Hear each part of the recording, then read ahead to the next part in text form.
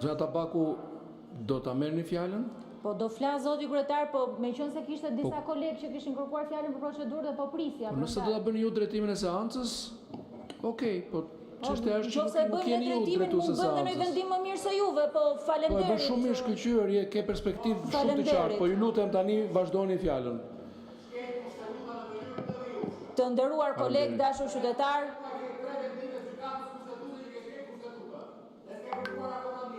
Bardi, lejoni zonjën Tabaku të mbaj fjalën e vet.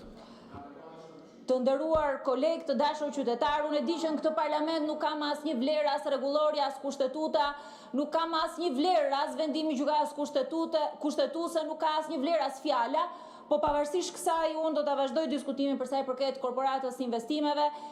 Unë nuk pres që askush këtu të mbaj përgjegjësi, as kryeministri, as ministri në fund ditës, por edhe si detyrim ndaj qytetarëve, besoj që të gjithë kanë interes për të diskutuar për një çështje që ka vite që kërkojmë transparencë.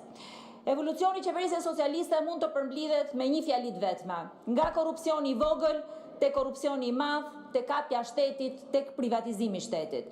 Korporata e investimeve është një nga mekanizmat kryesor të privatizimit të shtetit. Kjo korporat është një mekanizëm personal, privat, për të zotruar, për të manipuluar dhe për të përvetësuar pronën publike. Korporata e investimeve nuk ka lindur si një nevojë ekonomike. Nuk ka lindur as si një nevojë e kërkesë e investitorëve.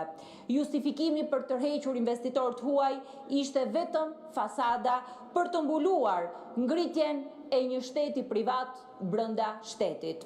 Kur shumica socialiste miratoi ligjin për krijimin e korporatës së investimeve, ne paralajmëruam se misioni i kësaj strukture ishte pikërisht tjetërsimi i pasurisë kombëtare, duke anashkaluar ligjet, kontrollin parlamentar dhe transparencën publike. 6 vjet nga krijimi i korporatës është bërë e qartë për të gjithë se pse qeveria shqiptare zgjodhi një ligj special, një ligj tjetër special për krijimin dhe funksionimin e korporatës. Tashmë është e qartë për të gjithë pse qeveria donte të krijonte një mekanizëm për të anashkaluar ligjin e prokurimit publik. Qeverisi duhej një hapësirë ku nuk ishte garë, ku nuk ka tendera publik, ku nuk ka transparencë, nuk ka llogaridhënie. Prandaj korporata është përjashtuar nga ligjet publike me vendim të shumicës parlamentare, po të njëjtës që është dhe sot. Ligji i prokurimit publik, procedura publike dhe transparenca janë zëvendësuar me pazaret e errta, në të cilët qeveritarët përmes korporatës sillen sikur pronat e shqiptarëve janë pronat tyre private. Sot çdo shqiptar kërkon të di cili është inventari i plot i pronave publike që janë dhënë kësaj korporate për t'i transformuar në ortakrime privatët. Cila është vlera e tregut e të gjithë aseteve publike që janë në dispozicion të korporatës investimeve. Mbi çfarë parimesh bën ujdit me privatët për të ndërtuar në këto prona? Si përzgjidhen partnerët privat? Si garantohet që korporata nuk është partner me krimin? Ashtu siç ka ndodhur në fund ditës me prokurimet publike me koncesionet. Besoj sot qytetarët duan dinë mbi çfarë parimi dhe për çfarë qëllimi është vendosur që Pallati i Kongreseve, le të themi, t'i kaloj korporatës për ta tjetërsuar, për ta shëmbur e në vend të saj të ndërtohen kulla. Mbi çfarë parimi dhe mbi çfarë qëllimi është vendosur që shtëpia e fëmijës Zyber Hallulli të shëmbet e në vend të saj të ndërtohen kulla. Propaganda e qeverisë është përpjekur, por nuk e ka fshehur dot, se konkurset për hartimin e projekteve për zhvillimin e tyre janë thjesht procedura falso. Kryetari i çdo jurie, vendimarrësi vetëm është kryeministri, prandaj duhet vinte sot e tipte llogari. Edhe pjesëmarrësit në konkurse janë klientët e zakonshëm të qeverisë. Nuk ka absolutisht asgjë të re, asnjë oponencë, asnjë transparencë. Akoma më keq për zgjedhja e investitorëve që do të zbatojnë këto projekte, e gjitha bëhet në errësirë, pa procedura të sakta, pa procedura të qarta.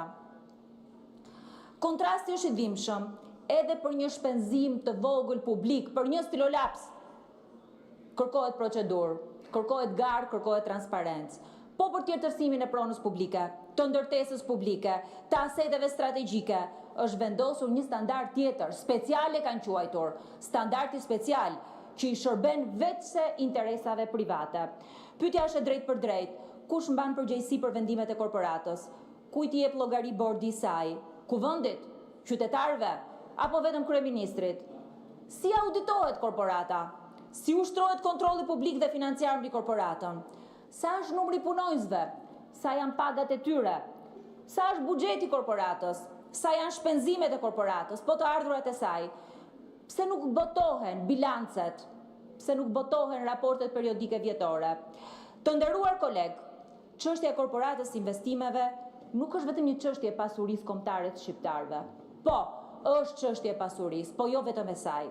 Nuk është vetëm një çështje e integritetit qeverisjes. Po, është një çështje për integritetin e qeverisjes, po jo vetëm e saj. Nuk është vetëm as çështje e modelit ekonomik, sepse sot Shqipëria nuk ka model ekonomik më. Nuk ka më asnjë parim bazë mbi të cilën funksionon ekonomia shqiptare. Ajo është çështje e lidhur edhe me procesin e integrimit dhe me detyrimet që ka Shqipëria në këtë proces, edhe me marrëveshjen e stabilizim asocimit, konkurenca lirë, integriteti i prokurimit publik, aksesi i lirë i bizneseve, edhe ato të Bashkimit Evropian, në tenderat publike, janë detyrime madhore që ka Shqipëria, se integrimin fund ditës nuk janë vetëm pralla që i tregojnë studentëve, nuk janë as ligje që miratohen thjesht në letër, po janë pikërisht këto standardet e garrës, standardet e meritokracisë, standardet e tregut hapur, standardet e konkurrencës, që i kanë mbyllur syt e nuk po i lën as të zbatohen në tregjet, në sektorët kryesor, po as këtu, ku ndahen të gjitha pagar. Sot askush nuk thot dot nëse ka një investitor të vetëm të Bashkimit Evropian që ka përfituar një kontratë nga kjo korporat. Edhe më gjërë, a ka në investitor amerikan, apo perëndimor që ka përfituar një projekt nga kjo korporat? Apo korporata është ndërtuar pikërisht për t'i mbajtur larg investitorët evropian, investitorët perëndimor? Korporata është ndërtuar pikërisht për klientët e qeverisë e për interesat e tyre. Ligj mbas ligji, që nga investitorëve strategjik te paketa maleve, nga portet tek aeroportet, nga korporata e investimeve tek agjencia që do të menaxhojë akshin, po krijojnë ishuj paligjshmëria, ishuj korrupsioni, po korporata e investimeve qëndron në krye të kësaj piramide si instrumenti kryesor që përvetson pronat publike e i ndan ato tek pushteti. E ftoj ministren t'i përgjigjet qoftë njërës nga këto pyetje. Faleminderit.